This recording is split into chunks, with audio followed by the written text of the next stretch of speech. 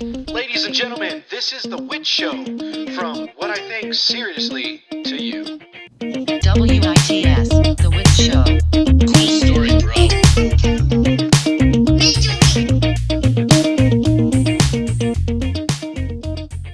All right, welcome back to The Witch Show, where smart meets stupid and somehow makes sense. You already know I'm Georgie, and I'm thinking out loud so you don't have to. Speaking of that, it's Christmas time, so today, maybe we're going to take it easy. Festive vibes, family, gratitude. Yeah, okay, because nothing says peace on earth like maxed out credit cards and people fist fighting over discounted TVs. All right, calm down, the Grinch. Maybe people just want to give their loved ones a good holiday. Yeah, no. People want relief from guilt that corporations inject into them around, mid-November. Okay, so this is going to be one of those episodes. Light the tree, start the rant. Yes, of course. But before we fully start, let's do a quick shout out to Dubby. No, dude, you're doing it again. Dude, shut up. They're one of our freaking partners. Yeah, bro. I know, dude. And they got the zero sugar, zero crash, and it actually tastes good. But come on, man, they're a freaking corporation. Yes, dude. I know they're a corporation, but they're a great corporation. They're even American made, dude. And the energy drinks without the junk? Come on, man. Dubby's the move. Yeah, I know. And back in 2022, they were rated the cleanest energy drink for gamers, but still. Exactly, dude. And they do sweet promos. Like if you use code The Witch Show, you get 30% off your order. Yeah, I guess so. And it does help out our show. All right. Go ahead and do the jingle, dude. Oh, no. That's not me. That's Jarvis. Hey, Jarvis, you're up. Zero sugar, no crash, yeah, I'm locked in. Clean energy when the work won't stop, man. No jitters, no fade, stay ready. Power through the night with Dubby. Dubby up, stay sharp, stay steady. Use code The Witch Show, 30% off, get ready. Oh, friggin' nice, dude. Always a banger. All right, Christmas comes with a strange unspoken rule that nobody ever sits you down and explains, but everyone somehow understands.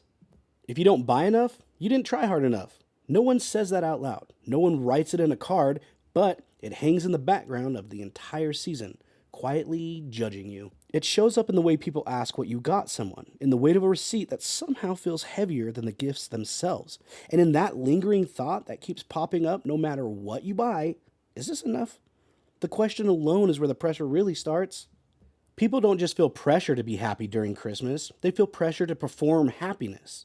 You're expected to display joy, to smile in photos, to post highlights, to wrap everything perfectly, and make it all look effortless. And if you're stressed, exhausted, or overwhelmed, it feels like a personal failure because Christmas is supposed to be magical. So instead of questioning the system, people question themselves. They assume they are the problem, that they're doing something wrong, that they're not trying hard enough to feel the way they're told they should feel.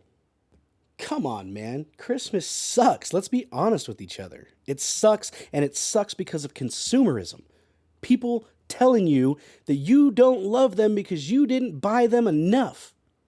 Now, I know they're not exactly saying that, but come on, let's be honest. If your kids woke up on Christmas morning to zero Christmas presents, they would be crushed. And you would be crushed because they're crushed.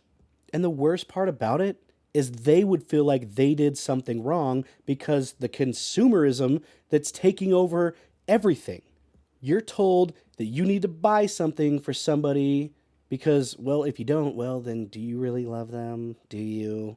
And they put in commercials for kids that if you're good, Santa's going to bring you a ton of gifts. But if you're bad, we're going to bring you a lump of coal. Oh, and these corporations, they know it and they love it. They love this because now you're obligated to buy whatever they're selling.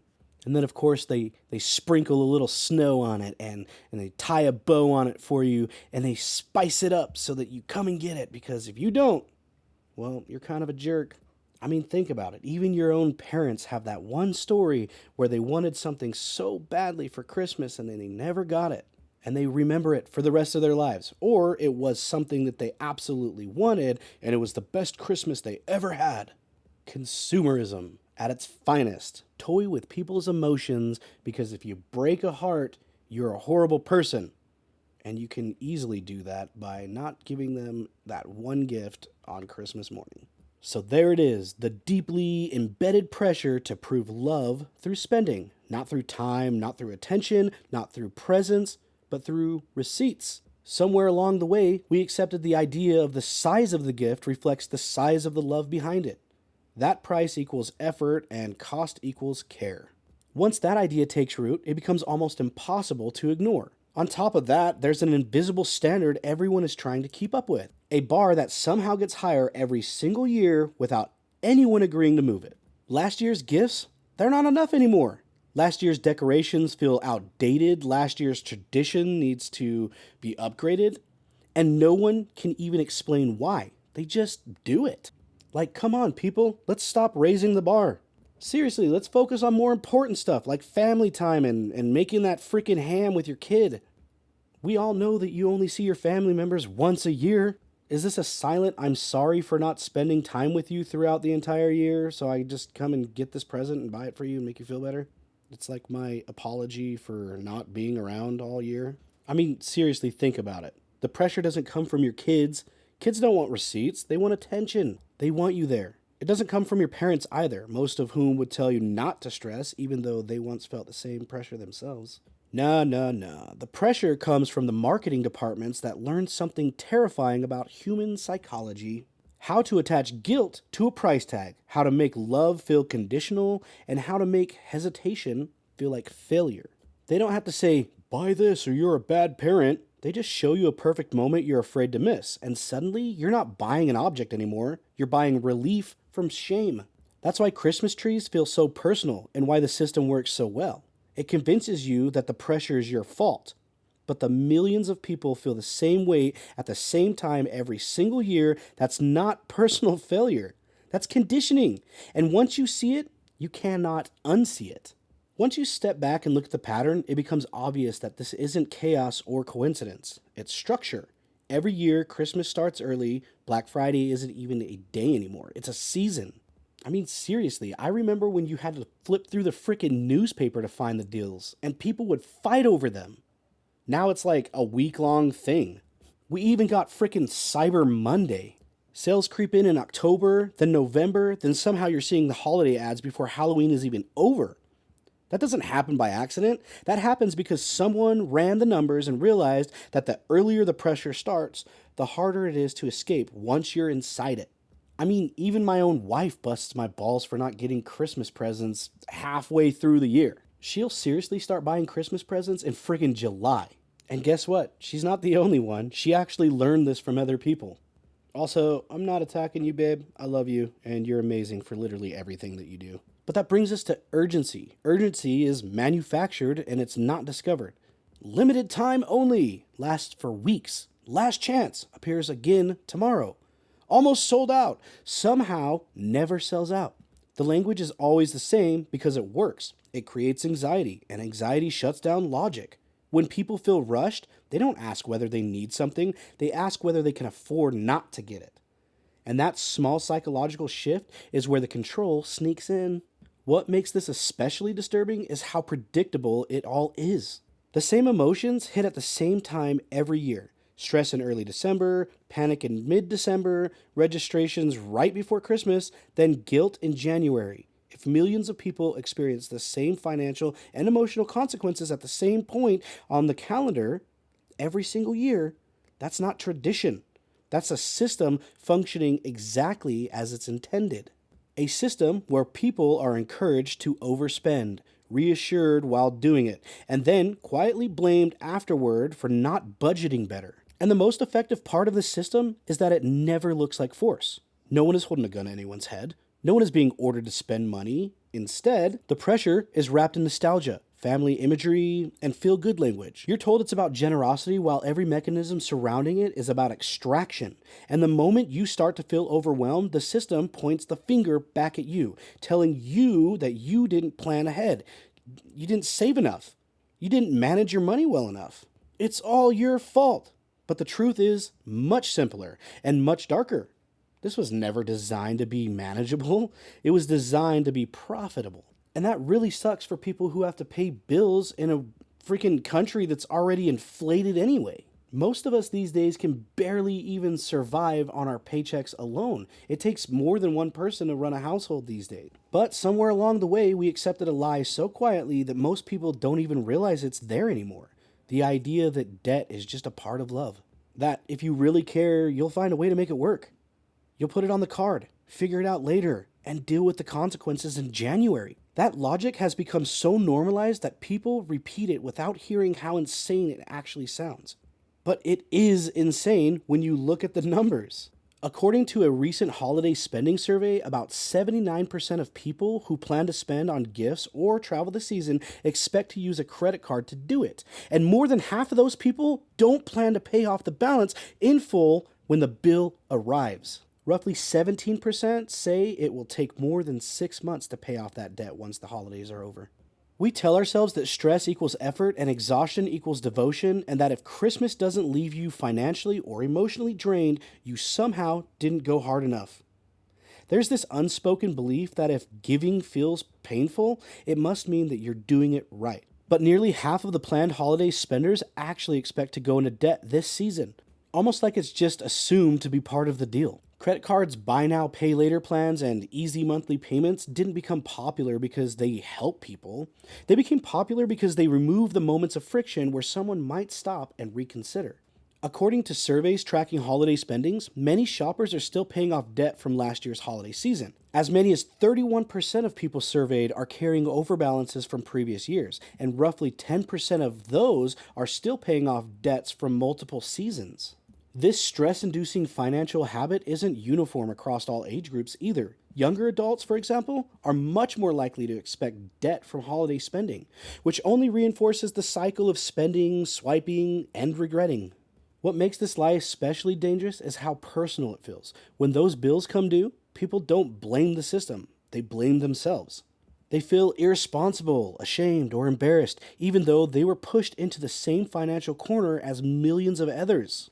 We've turned debt into a private failure instead of recognizing it's a predictable outcome of a holiday built around emotional pressure and delayed consequences. Once love gets measured in dollars and interest rates, it stops being about connection altogether, and it becomes about survival and recovery and cleaning up the mess that was never supposed to exist in the first place. There's an old legend from Algonquian folklore about the Wendigo, a creature born from hunger, greed, and excess. The story goes that once a person gives into that hunger, once they consume more than they need, they stop being human. The more the Wendigo eats, the emptier it becomes. It grows larger, more desperate, and more ravenous, but never satisfied.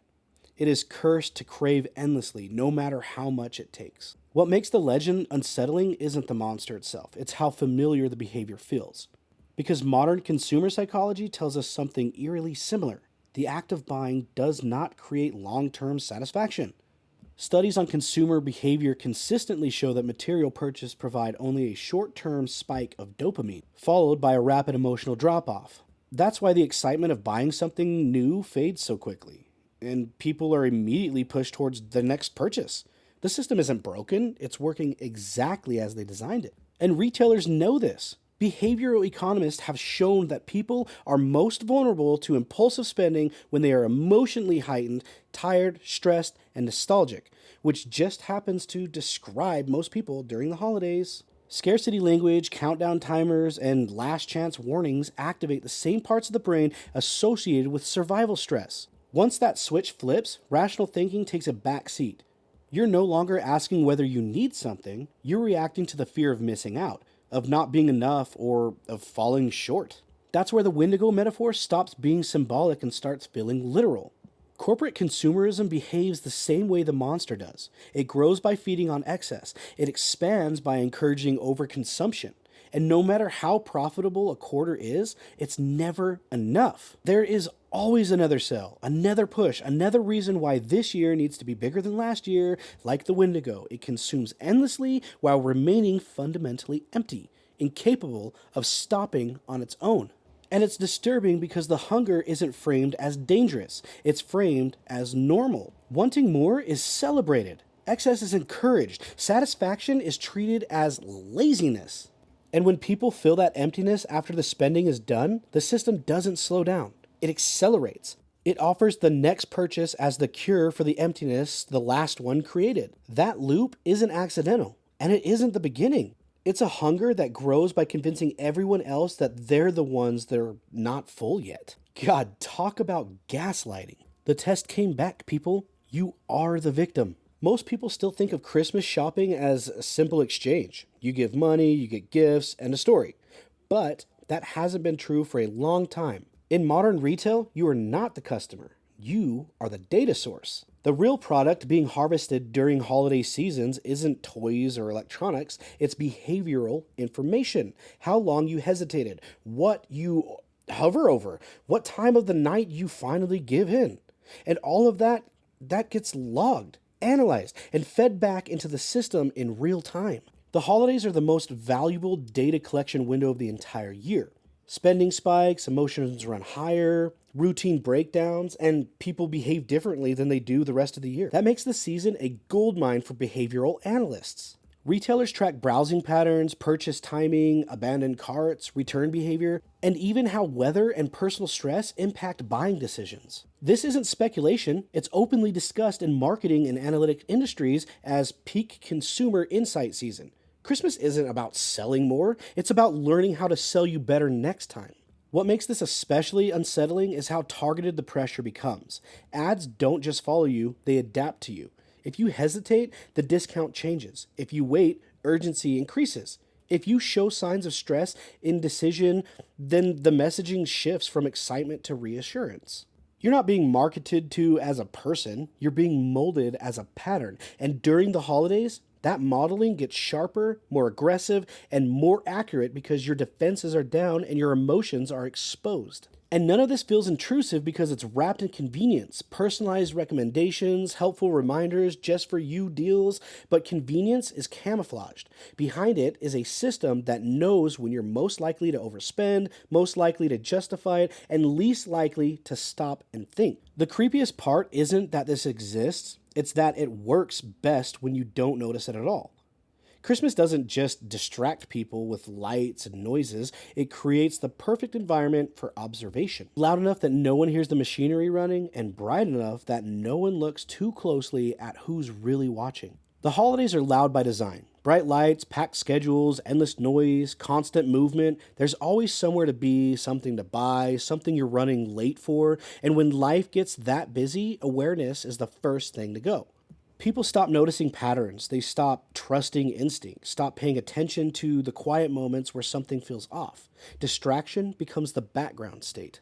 December is one of the most chaotic months of the year. Travel spikes, alcohol consumption increases, sleep decreases, stress levels rise. People are driving further, later, and in worse conditions. They're navigating crowds, bad weather, and unfamiliar routines while emotionally stretched thin. The combination isn't just exhausting, it's dangerous. When everyone's attention is fractured, mistakes happen more easily and warning signs get missed. This is also when people are most vulnerable, emotionally, financially, and physically. Emergency services see increases in accidents, mental health hotlines report higher call volumes. Financial stress peaks just as emotional expectations hit their highest point, and yet none of this feels alarming in the moments because it's framed as normal.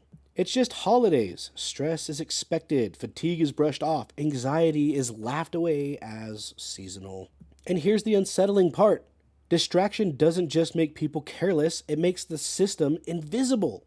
When everyone's focused on buying, traveling, and performing happiness, fewer people ask questions, fewer people slow down, fewer people notice who's benefiting from the chaos.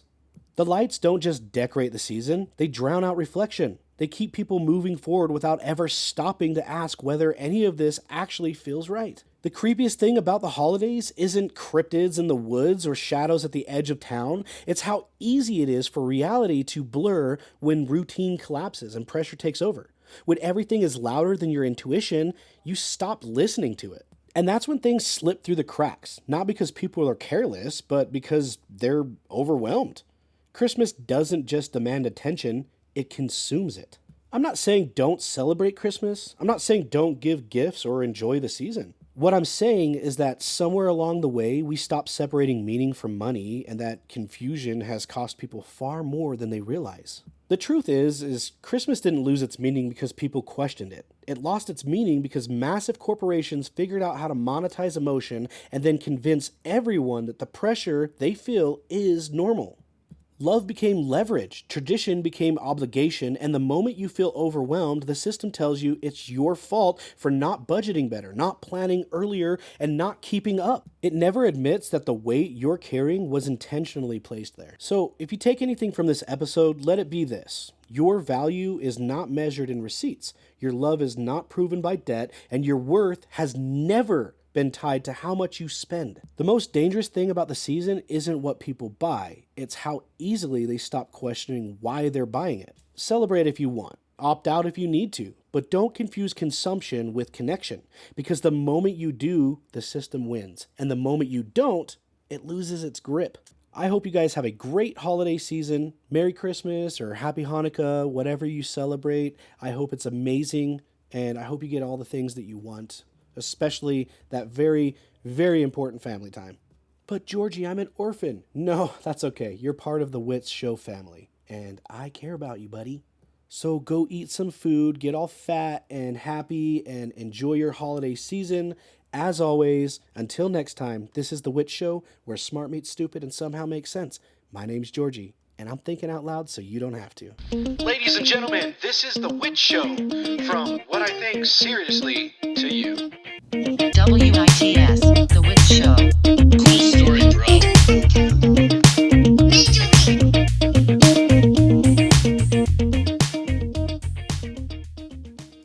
So maybe this year we slow it down a bit. Less pressure, less spending, more people. Yeah, because the moment you stop buying, the noise gets real quiet. You really think that makes a difference? It already does, dude. The system only works when nobody's questioning it. So what? Just unplug from all of it? Not unplug, dude. Just, don't confuse love with leverage. All right, fair. Merry Christmas, dude, and don't get consumed.